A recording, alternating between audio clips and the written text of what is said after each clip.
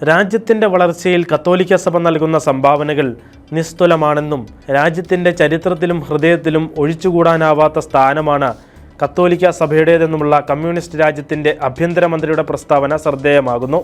തെക്ക് കിഴക്കൻ ഏഷ്യൻ രാജ്യമായ വിയറ്റ്നാം ആഭ്യന്തരമന്ത്രി വു ചിയാൻ താങ് ആണ് രാജ്യത്തെ കത്തോലിക്കരെക്കുറിച്ചും വത്തിക്കാനുമായുള്ള സൗഹൃദത്തെക്കുറിച്ചും പ്രസ്താവനയിൽ സൂചിപ്പിച്ചത്.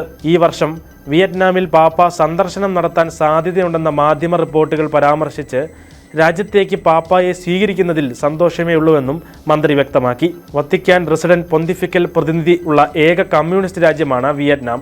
ആരോഗ്യ സംരക്ഷണം, വിദ്യാഭ്യാസം, ജീവകാരുണ്യ പ്രവർത്തനങ്ങൾ തുടങ്ങിയ മേഖലകളിലും വത്തിക്കാനുമായുള്ള ബന്ധം മെച്ചപ്പെടുത്തുന്നതിനും ക്രിയാത്മകമായ സംഭാവനകൾ നൽകിയതിന് രാജ്യത്തെ 7 ദശലക്ഷം വരുന്ന കത്തോലിക്കരെ താങ് അഭിനന്ദിച്ചു.